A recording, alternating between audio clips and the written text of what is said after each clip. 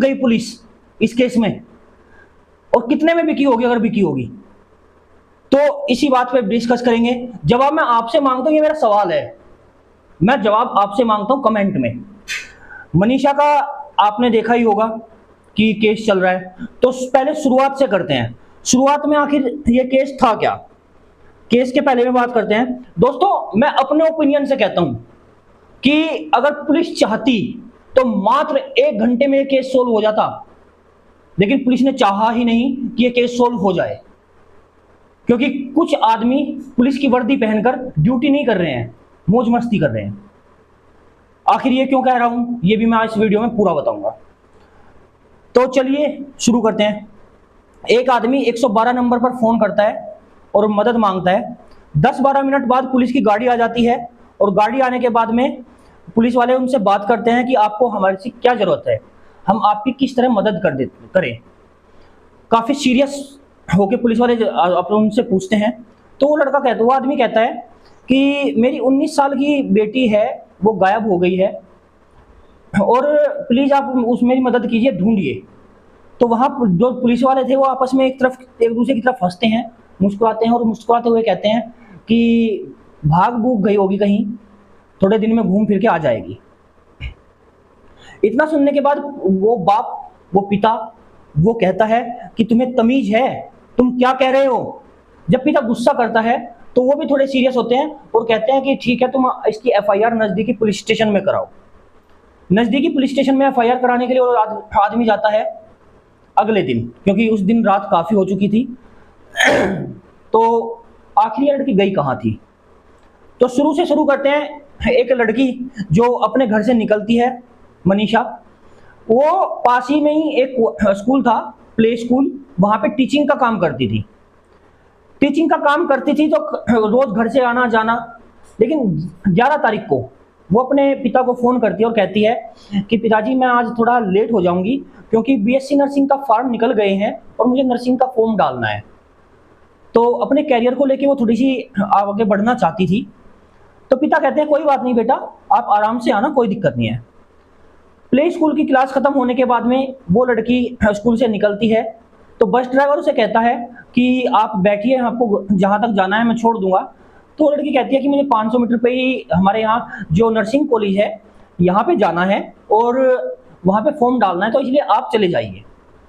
तो स्कूल का ड्राइवर कहता है ठीक है मैं चला जाता हूँ, आप अपना जो काम है उसको कीजिए।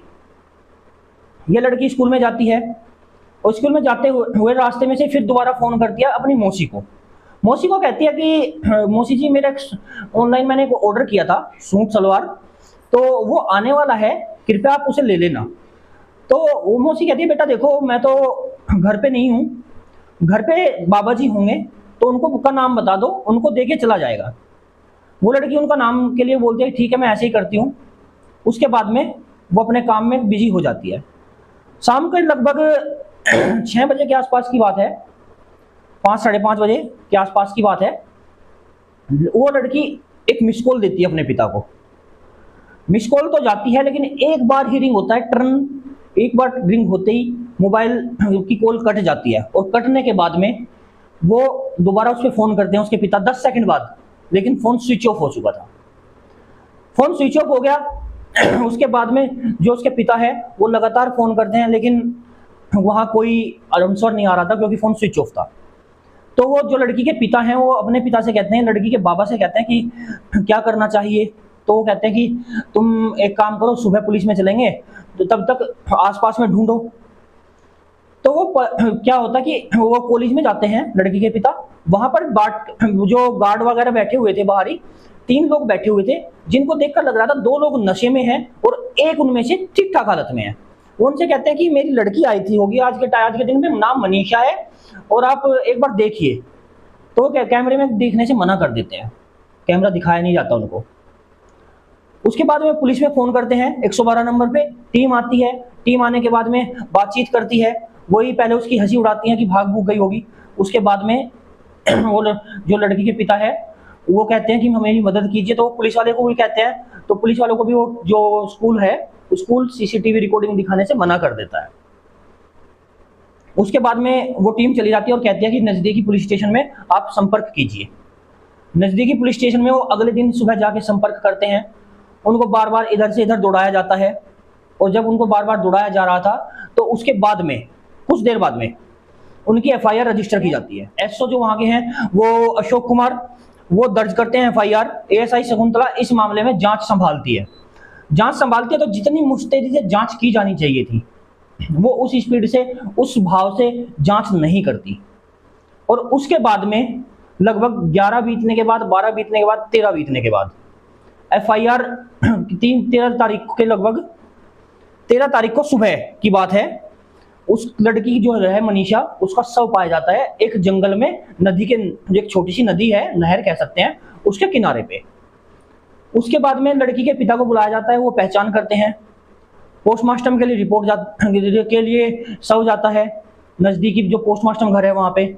उसके बाद में सेकंड पोस्टमार्टम के लिए शव जाता है पीजीआई।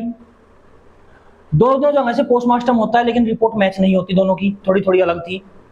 उसके बाद में 7 दिन बाद में एक पेपर लीक होता है मीडिया में, जिसमें कहा गया था कि ये उस लड़की का सुसाइड नोट है।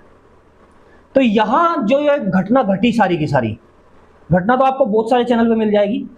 तो इसमें सवाल उठते हैं। पहली चीज, जो 3 लोग आए थे, टीम आई थी, जो वो 3 लोग थे, आपस में मजाक करके उस पिता की मजाक उड़ाए। उनके ऊपर क्या एक्शन होना चाहिए?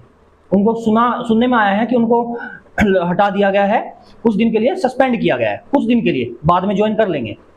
और अभी फिलहाल के टाइम पे एएसआई जो शकुंतला है और अशोक कुमार जी हैं, इन दोनों के ऊपर भी दरखास्त किया गया है कुछ दिनों के लिए, ये भी बाद में ज्वाइन कर लेंगे। लेकिन क्या लड़की बाद में वापस लौट आएगी? तो होना तो कुछ ऐसा सख्त कार्रवाई चाहिए कि ताकि आगे आने वाले टाइम पे कोई केस ऐसा हो जाए तो किसी पिता की मजाक ना उड़ाई जाए, ऐसा होना चाहिए। लेकिन अब पुलिस ने क्या किया, सबसे शुरुआत से समझते हैं। बात आती है कि जब लड़की गायब हुई उसके बाद में 15 शाम के टाइम उसने एक रिंग दी थी। अगर मैंने कहा 1 घंटे में सोल्व किया जा सकता था ये केस, क्यों? अगर मान के चलो पुलिस उसी टाइम सीडीआर निकालती, लोकेशन, लाइव लोकेशन निकालती, उसके बाद में वहां पे किस किस के फोन, चलो उस लड़की का फोन उस लोकेशन पे एक्टिव था, उसके साथ में किसी और के भी फोन वहां एक्टिव थे या नहीं थे, उनका डाटा निकाला जाता। उस एरिया में, जिस एरिया में कत्ल हुआ है, उस एरिया में जो लड़की के मोबाइल, लास्ट लोकेशन तो मोबाइल बता देगा ना, तो उस एरिया में कितने, लगभग 100 मीटर के आसपास कितने मोबाइल एक्टिव थे उस टाइम पे, जिस टाइम पे वो मिस कॉल यहां पे आई, उन सबको उठाया जाता, केस सोल्व हो गया था ना। क्योंकि सबसे बड़ी सबूत तो आप मिस कर गए, सबसे पहले ही मिस कर गए।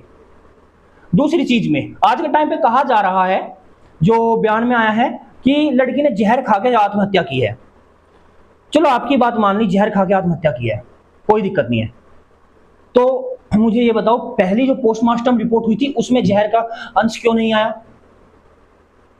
पहले भी तो जो 2 पोस्टमार्टम हुए ना, रोहतक पीजीआई में जहर दिखाया है, तो पहले में तो जो गले के निशान है उसको रोहतक पीजीआई में जानवर के द्वारा बताया गया है, ठीक है। उसके पेट की किडनियां भी गायब है, आंखें भी निकाल ली गई हैं, चलो कुत्ते निकाल के ले गए होंगे, खा लिया होगा, आपकी सारी बात मान ली।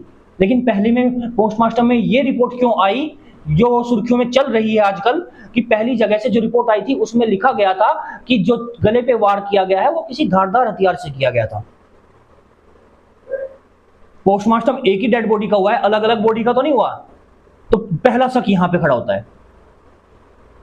दूसरा शक, लाइव लोकेशन एग्जैक्ट टाइम पे क्यों नहीं निकाली गई?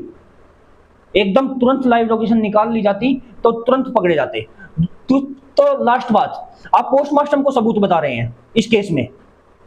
क्या आज तक ऐसा दुनिया में कोई केस नहीं हुआ जिसमें पोस्टमार्टम रिपोर्ट चेंज की गई हो? क्या उनमें हेरफेर नहीं की जा सकती?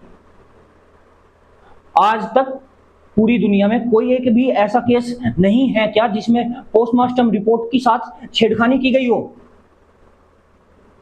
सिर्फ एक पोस्टमार्टम पे आप कह रहे हैं कि लड़की ने वो किया है, जहर खाया है, तो इन सवालों के जवाब कौन देगा? लड़की की किडनियां कहां हैं, आंखें कहां हैं?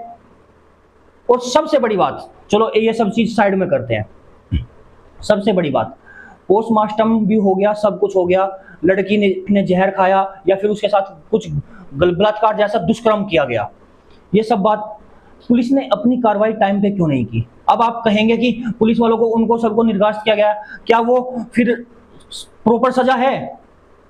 क्योंकि मैं अपने अकॉर्डिंग बताऊं तो ऐसे पुलिस वालों को तो परमानेंटली महकमे से बाहर निकाल देना चाहिए, जो कि हरियाणा सरकार ने नहीं किया अभी तक। अभी तो बस सुसाइड बताया जा रहा है। तीसरी चीज, सबसे लास्ट सबूत, 7 दिन बाद जो फोटोकॉपी दिखाई गई सुसाइड नोट की कि मम्मी पापा मैं सुसाइड कर रही हूं, तो वो फोटोकॉपी का ओरिजिनल डॉक्यूमेंट्स, भाई किसी से तो फोटोकॉपी की होगी ना, वो कहां पे है? और ओरिजिनल 7 दिन बाद क्यों सामने आया? 7 दिन तक, इसका मतलब एसपी और डीएसपी और जो वहां का प्रशासन था, इसका मतलब वो 7 दिन तक नोट्स को दबा के रखा हुआ था। 7 दिन, 6 दिन, 5 दिन, जितना भी लगा, जितने दिन बाद भी आया, वो बाद में क्यों आया? वो तभी प्रेजेंट टाइम पे, जिस टाइम डेड बॉडी रिकवर की गई, वहां से उठाया गया उसको, उस टाइम पे कहां गया था वो सुसाइड नोट? ये सब चीजें जो बताती हैं कि इस केस को अच्छी तरह दबाने की कोशिश की गई है। और जब ये सुसाइड केस था, लेटर को भी साइड में करते हैं, जब ये सुसाइड केस था, तो क्या आज तक इस भारत में किसी भी सुसाइड केस में किसी हाई पद अधिकारी को, जो ऊंचे पद पे बैठे हैं, उनको इस तरह बर्खास्त किया गया है? तो इस केस में उनको क्यों बर्खास्त किया गया? उनको क्यों साइड में हटा दिया गया कि तुम हट जाओ, दूसरे वाले आ जाएंगे, पब्लिक का गुस्सा दब जाएगा, कि उनको हटा दिया गया है? आप लोगों की क्या राय है? आप लोग कमेंट जरूर कीजिए। उसको, लड़की को, मनीषा को, हम सब की बहन है, उस बहन को न्याय मिलना ही चाहिए। ये मेरी आप लोगों से रिक्वेस्ट है। आप लोग प्लीज इस वीडियो को शेयर कीजिए। जो सवाल पूछे गए हैं उन सवाल को जवाब मांगिए प्रशासन से।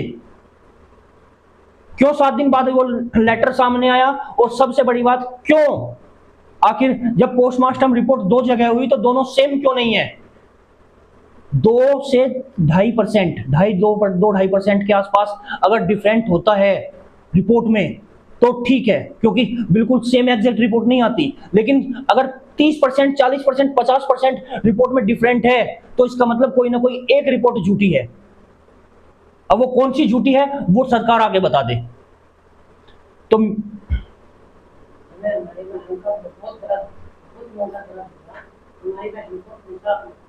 वो तो मैं कह दिया, इंसाफ मिलना चाहिए। आप लोग भी कितना इस केस से जुड़े हुए हैं प्लीज कमेंट कीजिएगा। इस घटना को लेकर दिल में बहुत ज्यादा दर्द है और सबसे शेयर कीजिएगा। सब एक साथ सवाल उठाएंगे तो प्रशासन को जवाब देना ही पड़ेगा। मिलते हैं किसी नेक्स्ट वीडियो में। आपका अमर चौहान भाई मिलेगा जरूर किसी अगली कहानी में। तब तक के लिए नमस्कार।